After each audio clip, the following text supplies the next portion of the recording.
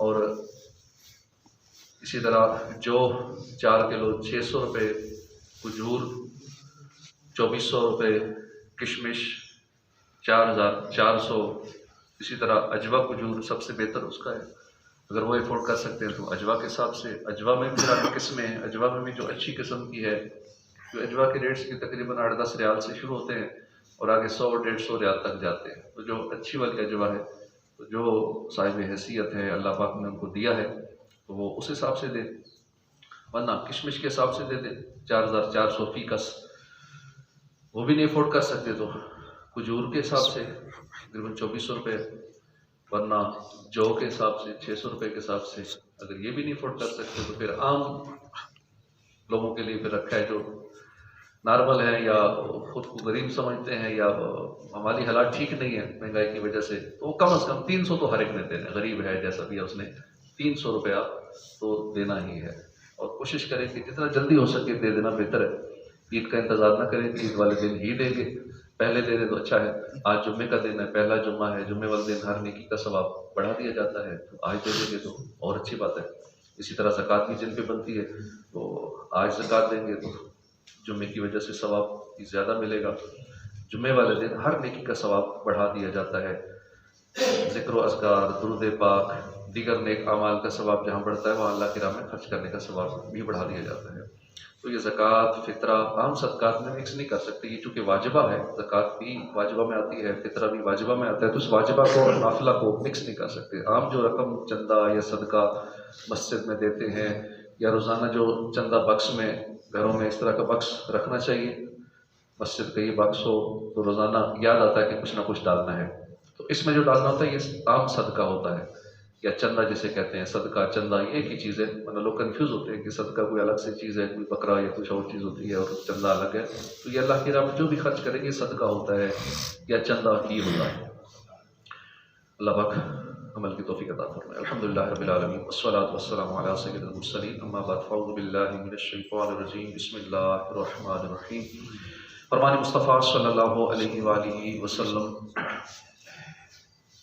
जो मुझ पर 10 मरतबा दुरूद पाक पढ़े अल्लाह अज़्ज़ व जल उस पर 100 रहमतें नाज़िल फरमाता है। सल्लू अलल हबीब सल्लल्लाहु तआला अला मुहम्मद सल्लल्लाहु अलैहि वसल्लम। ताजदार मदीना सल्लल्लाहु अलैहि वसल्लम ने सहाबा कराम से पूछा, इस्तिफ़सार फरमाया कि तुम में मुफलिस कौन है? सहाबा ने अर्ज़ किया, रसूल अल्लाह, हम में मुफलिस तो वो है कि जिसके पास माल ना हो, सोना चांदी दिरहम दीनार माल दौलत ना हो, वो मुफलिस है। तो आप सल्लल्लाहु अलैहि वसल्लम ने फरमाया कि मेरी उम्मत का मुफलिस तरीन वो शख्स है, यानी असल में मुफलिस या गरीब वो है कि जो क़यामत के दिन बहुत सारी नेकियां लेकर आएगा, नमाजें पढ़ी होंगी, ज़कात दी होगी, राह खुदा में खर्च किया होगा, रोज़े रखे होंगे, नेक अमाल किए होंगे, मगर इसके साथ साथ किसी को गाली दी होगी, किसी की दिल आज़ारी की होगी, किसी पे जुल्म किया होगा, किसी की गीबत की होगी, दिल में किसी का बुग़्ज़ व कीना रखा होगा, किसी को सताया होगा, किसी पे तोहमत लगाई होगी, किसी का माल नाहक खाया होगा, किसी का खून बहाया होगा। बस इन सब गुनाहों के बदले में उसकी नेकियां ले ली जाएंगी। बस अगर उसकी नेकियां ख़त्म हो जाएं और मज़ीद हकदार बाकी हों तो बदले में उन मजलूमों की गुनाह लेकर उस जालिम पर डाले जाएंगे, फिर उस जालिम को जहन्नम में डाल दिया जाएगा। याद रहे कि यहाँ जालिम से मुराद ये सिर्फ कत्ल करने वाला, कातिल, डाकू, मार दाड़ करने वाला नहीं है, बल्कि जिसने बज़ाहिर थोड़ी सी भी किसी की हक तलफी की हो, 1 रुपया किसी का खा गया हो, कर्जा लेके दबा गया हो, माल हराम खा गया, किसी का माल दबा लिया, या किसी का मजाक उड़ाया, या बिला इजाज़त शरी डांट टपट कर दी, या किसी को गुस्से में खाली घूर दिया, घूर के किसी का दिल दुखा दिया, वो भी जालिम है। अब ये जुदा बात है कि जिस पर इस तरह के जुल्म हुए, उस मजलूम ने भी उस जालिम की बात तलफियाँ की हों, तो इस सूरत हाल में दोनों एक दूसरे के हक़ में जुदा जुदा मामलात में जालिम भी हैं और मजलूम भी हैं। यानी एक बंदे ने किसी को मारा या गाली दी, अब ये गाली देने वाला, मारने वाला जालिम है, वो अगला मजलूम है। अब अगले ने भी वही काम किया इसके साथ, उसने भी आगे से इसने 1 थप्पड़ मारा, उसने 2 मार दिए, अब वो भी जालिम हो गया, ये मजलूम हो गया। अब दोनों एक दूसरे के हक़ में जालिम और मजलूम हो गए। हज़रत सैयदना अब्दुल्लाह उनैस रहमतुल्लाह अलैह फरमाते हैं, अल्लाह अज़्ज़ व जल क़यामत के दिन इरशाद फरमाएगा, कोई दोज़खी दोज़ख में और कोई जन्नती जन्नत में दाखिल ना हो जब तक वो हुकूकुल इबाद का बदला अदा न करे। यानी जिसका हक जिस किसी ने दबाया हो उसका फैसला होने तक दोज़ख या जन्नत में दाखिल ना होगा। या अल्लाह हम सब मुसलमानों को एक दूसरे की हक तलफी से बचा, और इस सिलसिले में जो कुछ कोताहियाँ हो चुकी हैं इनसे सच्ची तौबा करने, इन्हें आपस में मुआफ़ करवा लेने की तौफीक मरहमत फरमा। सैयदना अब्दुल्लाह इब्न मसूद से रिवायत है कि नबियों के सुल्तान सल्लल्लाहु अलैहि वसल्लम ने फरमाया, जिसको रमज़ान के वक्त मौत आई वो जन्नत में दाखिल होगा, और जिसको मौत यौम अरफा यानी 9 ज़ुल्हिज्जा के वक्त आई वो भी जन्नत में दाखिल होगा, जिसको मौत सदका देने की हालत में आई वो भी जन्नत में दाखिल होगा। काश हम सुबह उठें, पहले सदका करें, अगर उसके बाद मौत भी आती है तो इंशाल्लाह जन्नत की बशारत है। सुबह उठ के सबसे पहला काम हमारा यही हो कि बिस्तर पर साथ ये डब्बा पड़ा हो, उठते ही आँख खुलते ही ना पहले रात को साथ रख लें पैसे सदका देने के लिए, अब उसी में से उठा कर सदका डाल दिया। अपनी भी ये आदत बनानी चाहिए, अपने बच्चों की भी यही आदत बनाएं, ताकि 1 साल का बच्चा हो उसे पता हो कि मैंने देना है, लेने वाला नहीं बनना, मैंने देने वाला बनना है। तो इंशाल्लाह बच्चे भी सखी होंगे और इंशाल्लाह ज़िंदगी भर तंग दस्त नहीं होंगे, खुशहाल रहेंगे, रिज़्क में इजाफा ही होगा, क्योंकि अल्लाह की राह में खर्च करने से रिज़्क बढ़ता है, तिजारत बढ़ जाती है, मालो दौलत बढ़ जाता है। माल बढ़ाने का शॉर्टकट तरीका भी यही है। बाकी लोग सारे तरीके करते हैं, मार्केटिंग करते हैं, पैसा लगाते हैं, लेकिन जब तक अल्लाह नहीं चाहेगा ना क्लाइंट मिलेगा, ना कस्टमर मिलेगा, ना काम चलेगा। अल्लाह दिलों को फेरने वाला है, वो चाहेगा तो आप बगैर मार्केटिंग ही इतना कुछ अता फरमा देगा कि आपको कुछ करने की हाजत नहीं है। कस्टमर पीछे पीछे आता है। माशाल्लाह ऐसे भी लोग हैं, हमारे नमाजियों में भी कुछ ऐसे लोग हैं कि जो राह खुदा में खर्च करने का जो सखी है इस हवाले से है। वो कहते हैं कितने क्लाइंट आते हैं, हमें किसी के पीछे जाने की ज़रूरत नहीं पड़ती, हमें मार्केटिंग करने की ज़रूरत नहीं पड़ती, हम संभाल नहीं पाते अपने काम को। और ऐसे भी हैं जो बेचारे इतने सख्त परेशान हैं। तो ये डिपेंड करता है कि हमने अल्लाह से तिजारत किस तरह की है, हमने कितनी परसेंटेज मुकर्रर की हुई है अल्लाह की राह में देने के लिए। हालांकि माल उसी का है, अगर हम 10-11% दे देंगे, 24% दे देंगे, 30% अपनी इनकम का दे देंगे अल्लाह की राह में, तो उसी हिसाब से बढ़ जाएगा।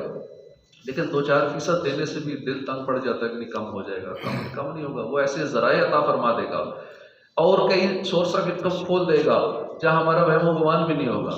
हम अल्लाह के साथ तिजारत करके तो देखें। तो राह खुदा में सदका करने वाला इस हालत में भी जिसको मौत आई वो भी जन्नत में दाखिल होगा। सैयदना अनस बिन मालिक रज़ी अल्लाह अन्हु से रिवायत है कि माह रमज़ान में मुर्दों से अज़ाब कब्र उठा लिया जाता है। सैयदतुना आयशा सिद्दीक़ा रज़ी अल्लाह अन्हा से रिवायत है, अम्बिया के सरताज साहिब मेराज सल्लल्लाहु अलैहि वसल्लम का इरशाद बिशारत बुनियाद है, रोज़े की हालत में जिसका इंतकाल हुआ अल्लाह अज़्ज़ व जल उसको क़यामत तक के रोज़ों का सवाब अता फरमाता है। क़यामत तक कितने रमज़ान आएंगे बीच में, और रोज़े की हालत में जो दुनिया से चला गया तो उसे सारे रोज़ों का सवाब मिलता रहेगा। सैयदना अनस बिन मालिक फरमाते हैं कि मैंने रसूल अकरम नूर मुजस्सम शाह बनी आदम सल्लल्लाहु अलैहि वसल्लम को फरमाते हुए सुना कि ये रमज़ान तुम्हारे पास आ गया है, इसमें जन्नत के दरवाजे खोल दिए जाते हैं, जहन्नम के दरवाजे बंद कर दिए जाते हैं, शयातीन को कैद कर दिया जाता है। महरूम है वो शख्स जिसने रमज़ान को पाया और उसकी मग़फ़िरत ना हुई।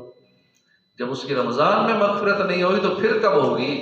सैयदना अबू हुरैरा रज़ियल्लाहु अन्हु फरमाते हैं कि रसूल अकरम सल्लल्लाहु अलैहि वसल्लम ने फरमाया कि रमज़ान आ गया, बरकत वाला महीना है, अल्लाह ने इसके रोज़े तुम पर फ़र्ज किए हैं, इसमें आसमान के दरवाजे खोले जाते हैं, जहन्नम के दरवाजे बंद किए जाते हैं, इसमें मरदूद शयातीन कैद कर दिए जाते हैं, इसमें एक रात है 1000 महीनों से बेहतर है, जो इसकी भलाई से महरूम रहा वो बिल्कुल ही महरूम रहा।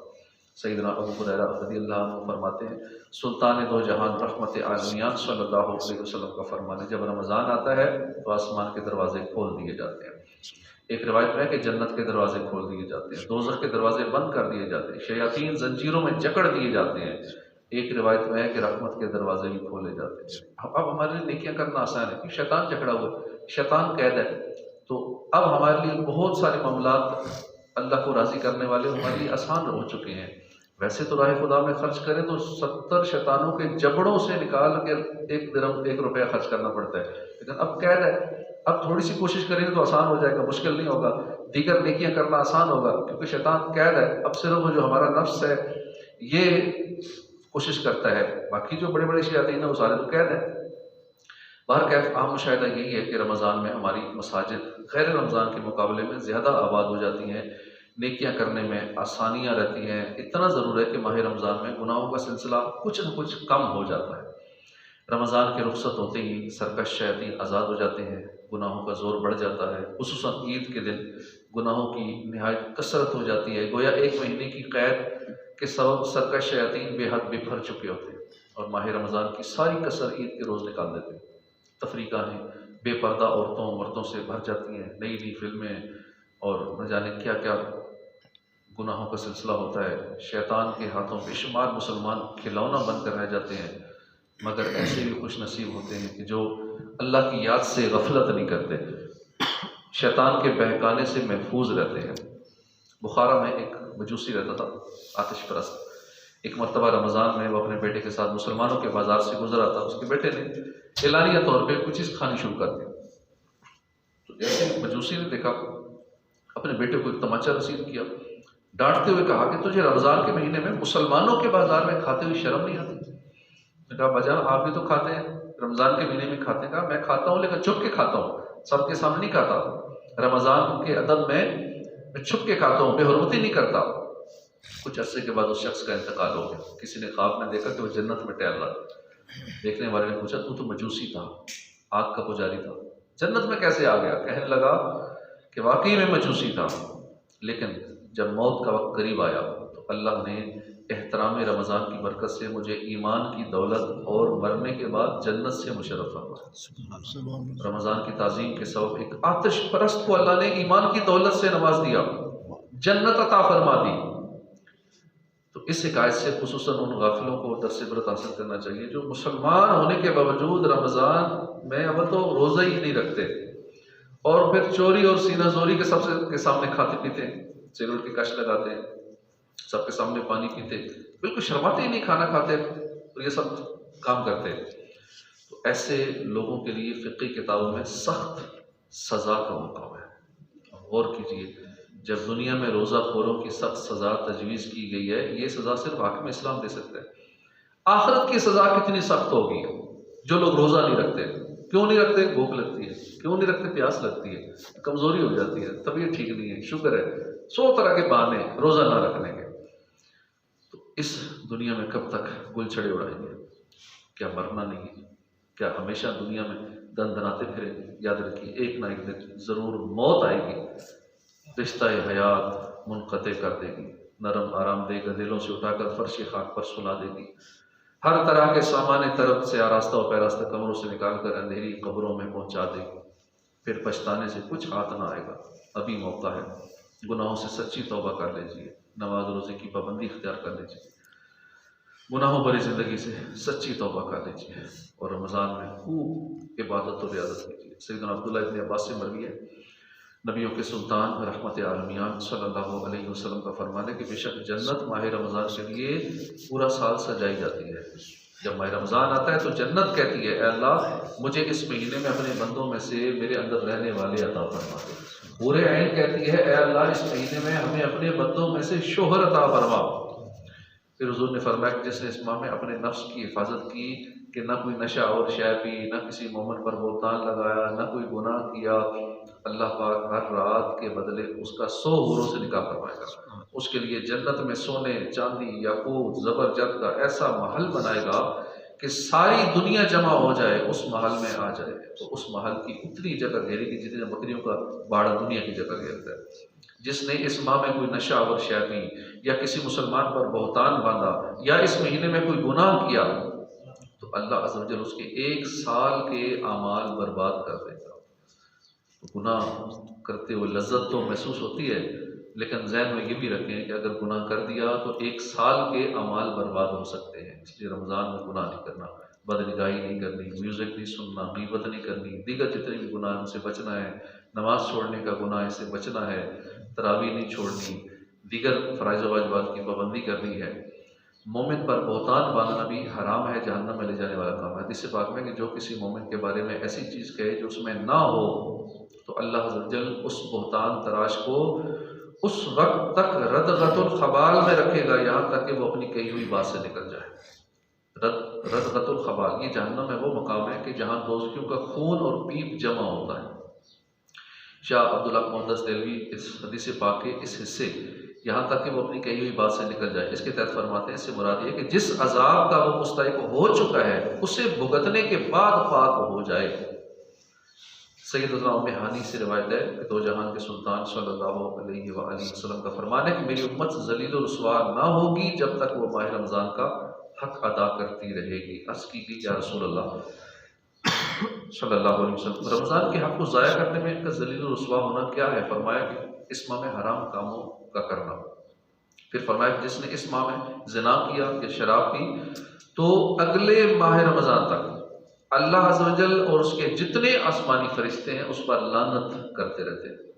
बस अगर ये शख्स अगला माह रमज़ान पाने से पहले मर गया तो उसके पास कोई नेकी ऐसी नहीं होगी कि जो उसे जहन्नम की आग से बचा सके। लिहाजा तुम माह रमज़ान के मामले में डरो, क्योंकि जिस तरह इस माह में और महीनों के मुकाबले में नेकियां बढ़ा दी जाती हैं, तो गुनाहों का मामला भी कुछ इसी तरह ही है। तो अल्लाह पाक रमज़ान की कदर नसीब फरमाए, हमें गुनाहों से बचाए, नेक अमाल करने की तौफीक अता फरमाए। आमीन बिजाहिन नबील हमीद सल्लल्लाहु तआला अलैहि व आलिहि वसल्लम।